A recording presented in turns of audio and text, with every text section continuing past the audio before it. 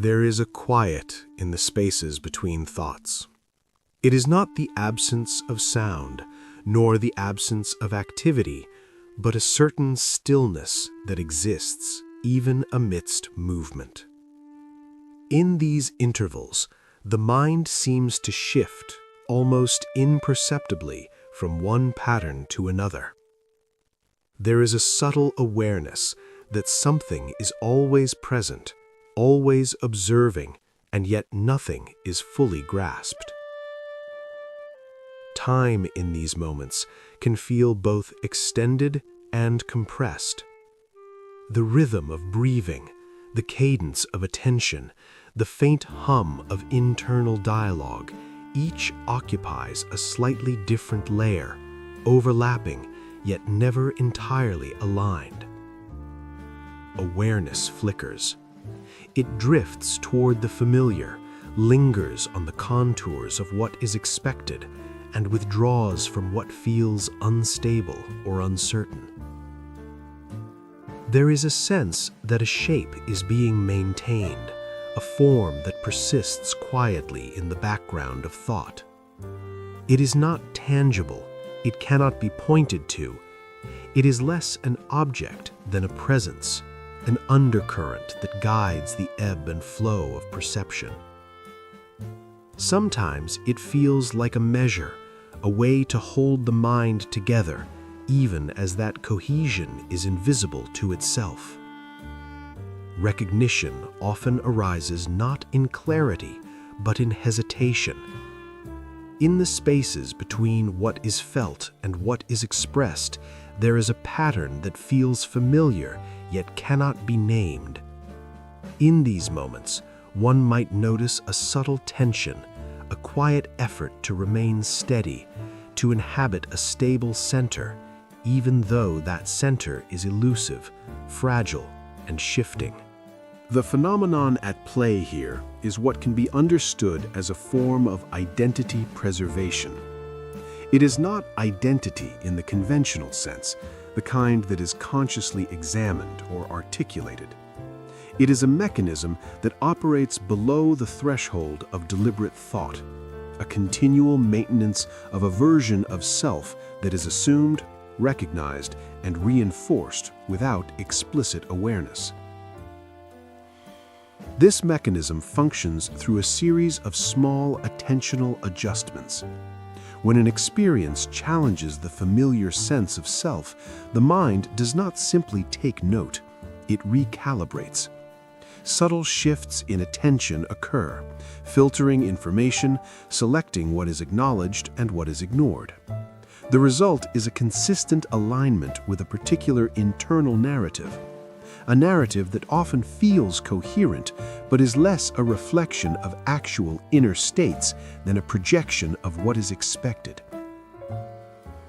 These adjustments are not conscious decisions. They are iterative, accumulating over time. The mind detects discrepancy and acts to minimize it. Contradictory impulses are suppressed or reframed. Contradictory memories are reinterpreted or quietly relegated. The mechanism is precise, almost imperceptible, yet it produces a continuous sense of continuity, a sensation that one is the same person across time, despite the fact that the underlying experiences, impulses, and emotions are constantly in flux. This form of identity preservation is deeply tied to perception. It is not merely an internal process, it interacts with the external world, responding to signals, reactions, and expectations from others. Every interaction provides feedback. Each response from the environment is absorbed, consciously or unconsciously, and incorporated into the ongoing calibration of self. The mechanism selectively amplifies some aspects of behavior and diminishes others, maintaining a version of identity that is consistent, recognizable, and safe. The process is also highly resistant to interruption. Sudden insight or confrontation with dissonant information does not immediately dismantle it. Instead, the mechanism absorbs, accommodates, or circumvents. Even when confronted with experiences that are incompatible with the preserved identity, the mind finds ways to reinterpret them, to situate them in alignment with the ongoing narrative. The result is a form of self that is remarkably stable, yet fundamentally constructed. It is important to recognize that this mechanism is not inherently pathological. It does not require conscious intention or moral evaluation. It is a quiet, systemic tendency of the mind to prioritize continuity over accuracy. The self that emerges through this process is coherent in its own terms, but it is coherent because the mind is continually shaping the raw material of experience to fit a maintained framework, rather than because the framework is a complete representation of the inner reality. In essence, the identity being preserved is less a true reflection of inner states than an ongoing approximation, a reconstruction that persists through the selective attention, filtering, and reinterpretation of experience. Over time, the boundary between this preserved version and the raw flux of thoughts and feelings can become difficult to discern. The mind, in its drive for stability, begins to treat the constructed self as if it were the entirety of the self. The effects of this preservation are subtle, often unnoticed. There is a quiet homogenization of experience. Thoughts that might otherwise emerge fully, with all their complexity, are softened or reframed. Emotional currents are tempered, not necessarily by suppression, but by a gentle redirection, a continual alignment with the existing self-narrative. This process produces a sense of internal consistency. In many ways, it is reassuring, but this reassurance comes at the cost of nuance. The mind's attention is continuously sculpted to maintain stability. Moments of uncertainty, contradiction, or inconsistency are reduced, not through conscious effort, but by an automatic, systemic filtering. Over time, this filtering can lead to a flattening of experience. The richness of raw perception, the multiplicity of feelings and impulses is gradually subsumed under the weight of what is coherent and recognizable. Even when subtle dissonances arise, they are often reconciled quickly, absorbed into the preserved narrative before they fully register. Relationships, too, are affected in quiet ways. Interactions are continually interpreted in light of the expectations. Responses are modulated, not necessarily consciously, to align with expectations. Over years, this can produce a stable, predictable persona, a self that is coherent externally, yet increasingly constructed internally. There is a sense of distance from raw experience. Impulses, anxieties, and uncertainties are not eliminated, but they are consistently mediated, reframed, or dampened. Memory itself can participate in this process, as recollections are subtly reshaped to fit the ongoing narrative.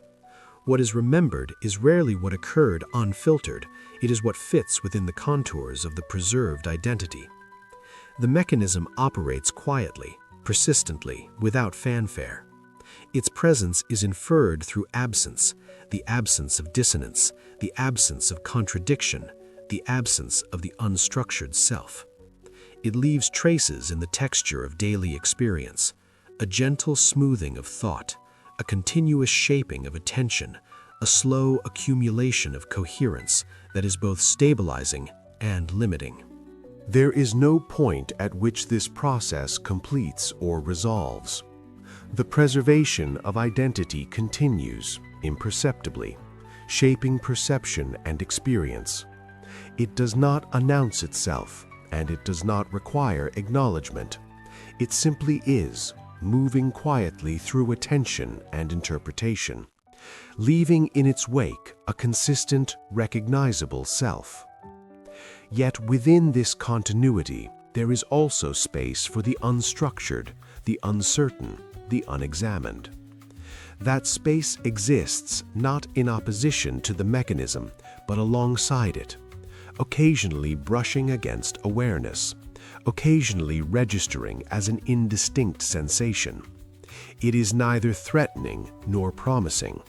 It simply exists, silent, persistent, unclaimed. The identity that is maintained is therefore both present and absent. It can be observed, referenced, and recognized, yet it is not the totality of experience. In its quiet persistence, it reshapes what is perceived, what is remembered, and what is allowed to emerge. But there is no final revelation, no resolution, no endpoint. The mind continues, layering experience over reconstruction, repetition over fluctuation. The preserved self remains, not fully real, not fully illusory, always in motion, always quietly calibrating, always quietly present.